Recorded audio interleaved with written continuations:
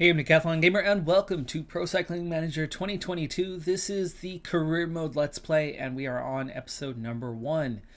For those of you who are longtime returners, please help with that algorithm. Drop down real quick, hit that like button. For those of you that are new, go ahead and get to the end of the first episode before you click that like button, unless you want to get a jump on that algorithm now. But for those who don't know, this is a long-running Let's Play series that will go all the way until the release of PCM23. Yes, 142 episodes last year, 150 plus the year before. It is consistent. It shows up a few times a week, and we get tons and tons of PCM content on this channel. So do hit that subscribe button if you want to see some more great PCM action, other sports management games, or even strategy games as well. Without further ado, let's break down what we're going to be doing with this series. I found years ago that normal difficulty was far too easy for me after I got the grips of the game. Hard difficulty soon became too easy as well. So for a few years now, I've been on extreme difficulty, and even that didn't offer enough of a challenge. So over the last couple of years, I started adding an intentional challenge to make the game even harder. This year, the intentional challenge that we've set up for ourselves is that we are going to have only one rider per nation allowed on my team, at least eventually.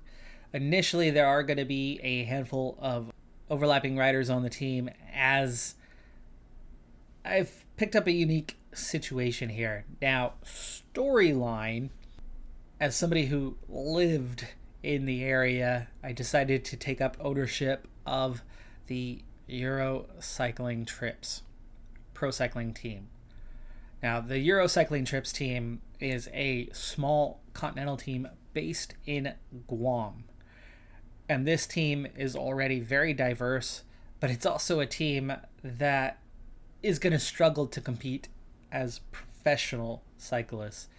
For the most part, the bulk of their calendar is in Guam or in smaller races, a lot of amateurs in the races, and they might do well against the amateurs, but against other professionals, it's a tough go. A lot of the riders are in their 30s or early 40s. There's not too many riders in their 20s, and there's definitely not a youth movement within this group of riders.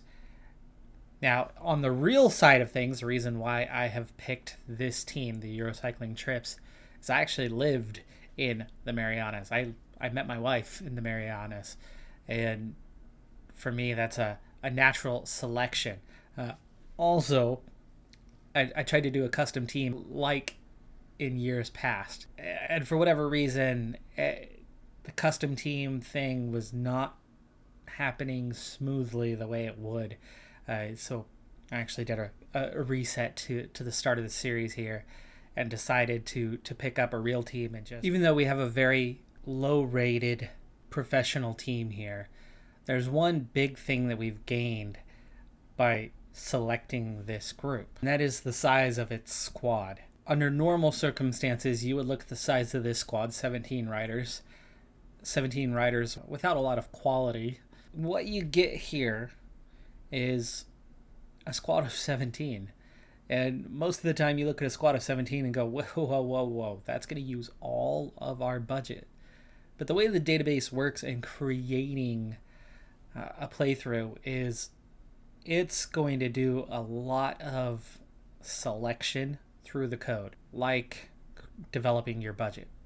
So if you take on a World Tour team, you're going to start with a significant budget. If you take on a Continental Pro team, you're going to have a pretty healthy budget. The riders that you take in, they're going to start at a given level, and that level is going to stay the same. That evaluation for Dyke is going to have the same evaluation no matter how many times I were to restart this series. But what is different each and every time is the contracts and the evaluation of the contracts.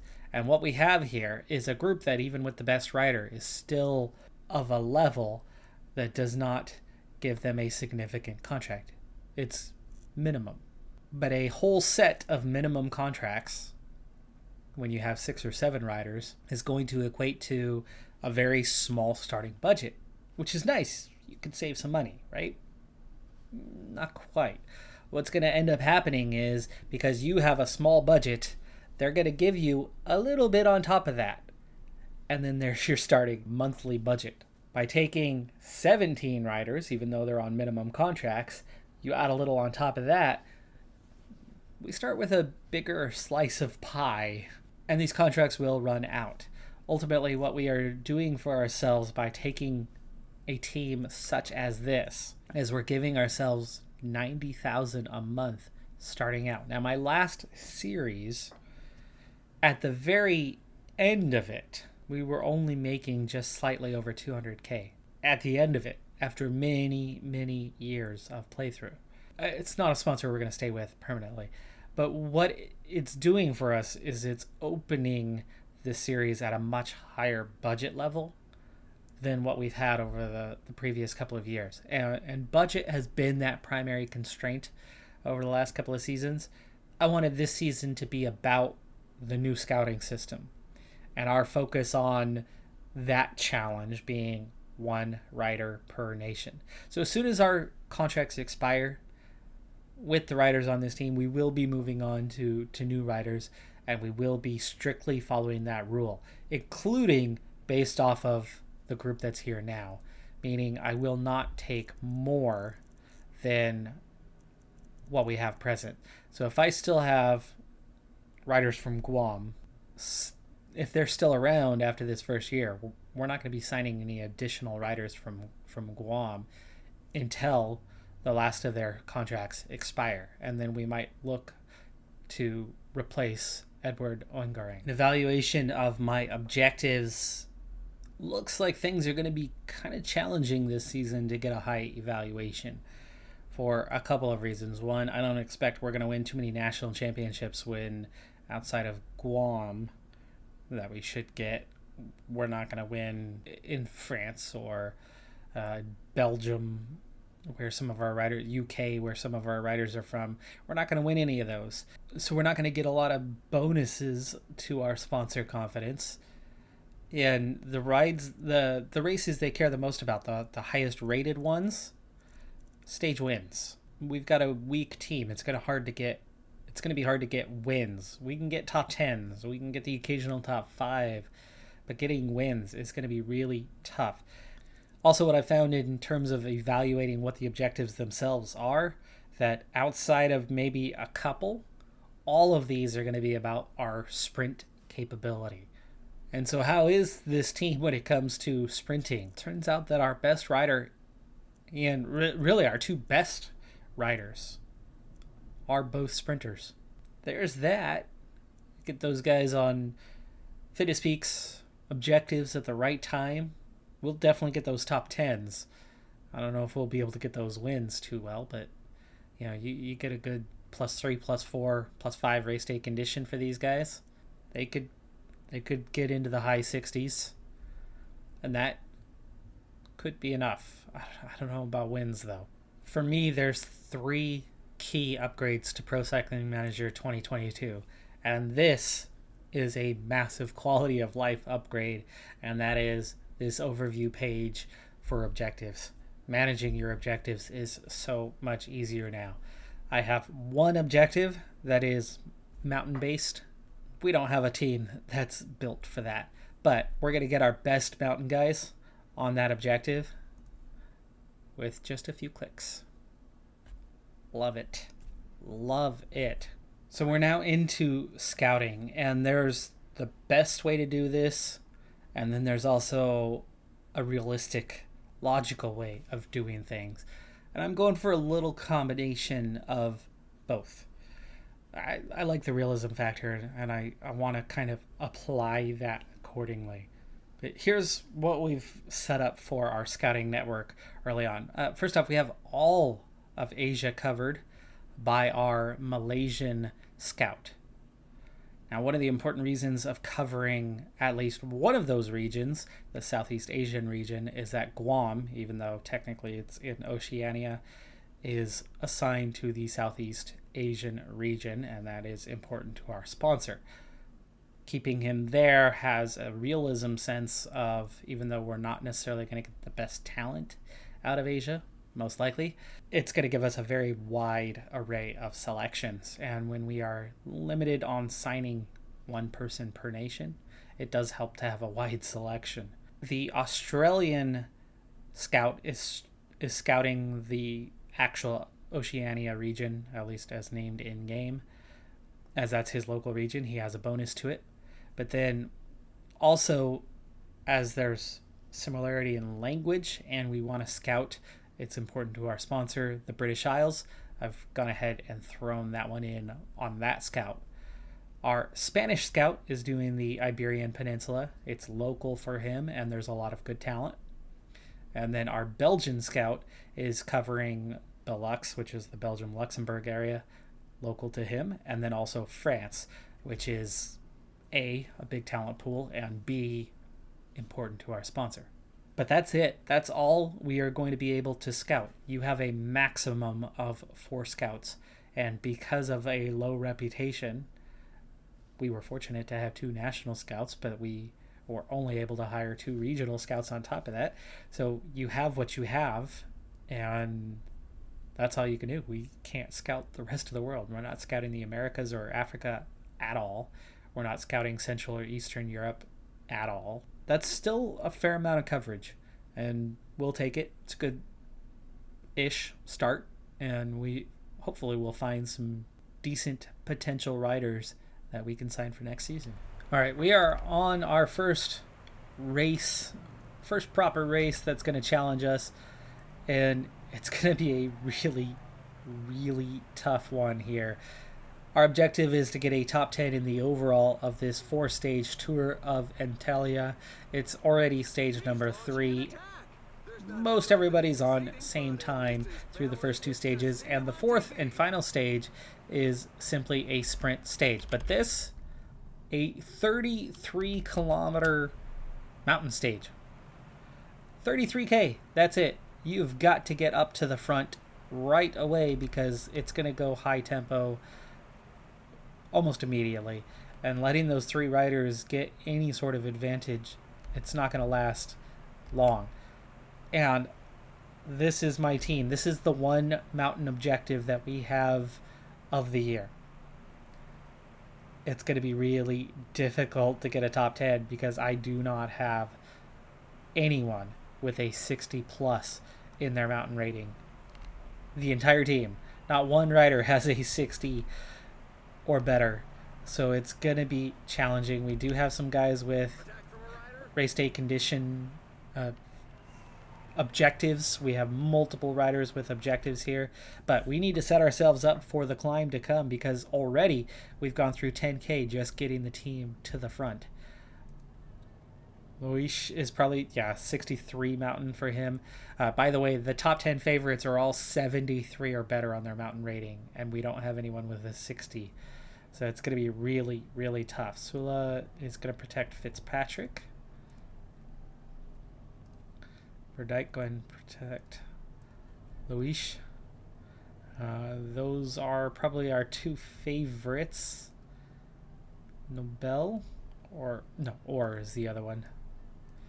We want you to follow behind. Who's got the best stamina? We're looking at 72. So Luis. Luis is the main guy, so I want you to follow Luis. Okay, Fitzpatrick, is there a reason why you're this far behind? Even though we set you to the front already? See if we can't get you forward a little bit again. But there's going to be no lift on this one. I mean, this is going to be flat out throughout. And all we need is a top 10. We don't need to compete with those guys who are upper 70s. But we're going to need to set our tempo on this climb. And it's going to be so difficult. So difficult to try to get something with just a few riders even getting anywhere near 60. And that's all just... and again, Fitzpatrick keeps trying to go backwards. It's not helping him. Look at this field already. Now, position really matters on a climb like this one, especially when it's skinny. Look how skinny this climb is.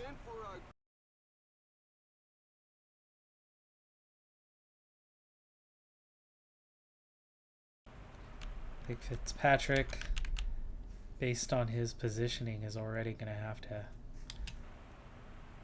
turn into a support rider for the others. We're looking at a 63 mountain. Or is struggling with a 60 mountain. Or, because of what Fitzpatrick has, just protect and where he's at. And even though he struggled backwards, or should be able to give him some protection. And then at the front, we're looking at two guys and already a group of 12 that has gone clear. We're going to have to bridge that gap. Wanty, though, is trying to pull themselves back into it. And we're going to have a 4-man sprint train here. This is crazy tough. We're already down to just 20 riders in this group as well, chasing down the front group. They've already dropped one, and that's going to give us a chase of 11 riders to the front with 22 chasing. Or is still trying to offer protection, but he's just, without the red bar, struggling on it. Fitzpatrick's actually doing pretty good here. 63. Nobel is struggling, so Nobel needs to protect. But we also, that gap's opening, isn't it? It's getting bigger. This group is letting up. We have to do something here. Otherwise, this is race over. 10K. But all I really have is 2 riders left. That's the tricky part. Fitzpatrick, you know what? Just keep going forward, and Nobel. Protect. Or protect. And let Fitzpatrick do the pulling for a little bit.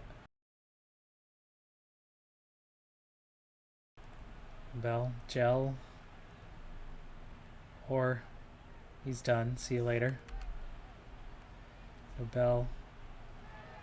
He's about to get dropped. Okay, now that front group, looky here.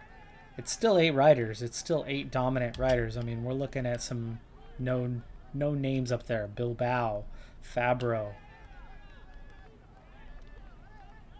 Wirtz Schmidt. You know, there's a fair few known quantities. Tarame, Menkes here in this group. Seb Berwick, Chris Froome is here. There's a good 5 or 6 World Tour teams at this race.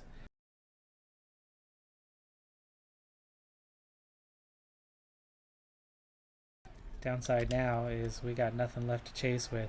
7 at the front, and Luis is really down to the end of what he's got. So chasing, catching, not happening. Not getting our top 10, just too weak.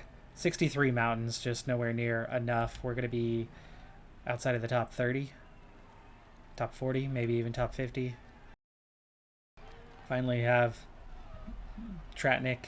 I mean, quality riders that we're trying to follow. Tratnik, though, yeah, 71 mountain. That's what we're chasing behind right now. Just trying to keep up with Luis. Oida Brooks has taken the win ahead of Bilbao and Fabro and Froome.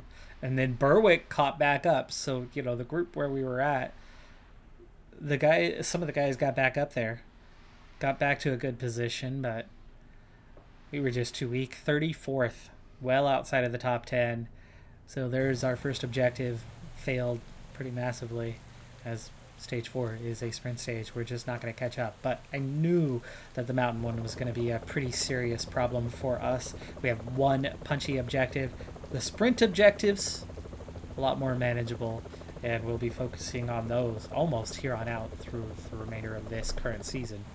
So this is our first manageable objective of the year. And for this one, what we're looking at is we're still in Turkey, and this time it's the Justiniano race, but there's no World Tour teams, and it's a sprint. We're a little bit stronger in sprinting. The opposition's a little bit weaker, and in general, getting a top 10 on a sprint is a little easier to pull off than a mountain climb with no one having a mountain rating.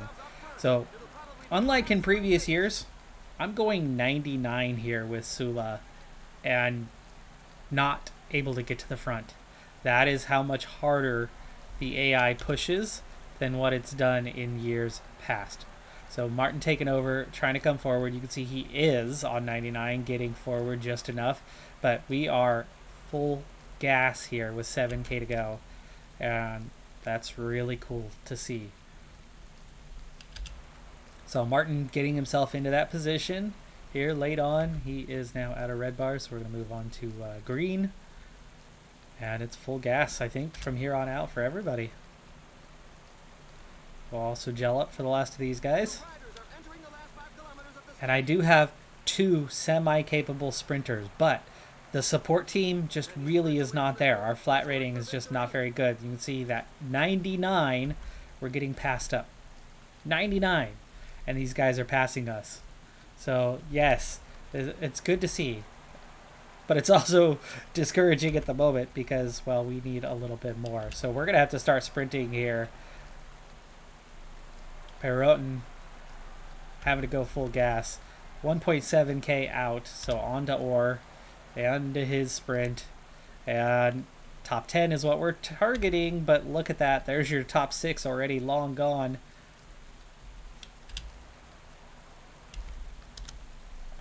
We could have gone a little bit sooner, looks like, with Verdijk and Luis, but I think we do have a top 10 secured here. Just barely. I see 8 riders in front of us right now. Luis coming up for either 8th or 9th place finish. Looks like 9th. And yes, we do get 9th place and 10th. Verdijk just didn't have much in the tank anyway to get that going, so there wasn't a whole lot more we could have done other than go a little sooner, but I don't know how much faster that's going to make us in this one, as the fastest riders just long gone off in the distance, and there was no catching them even if we went a little sooner.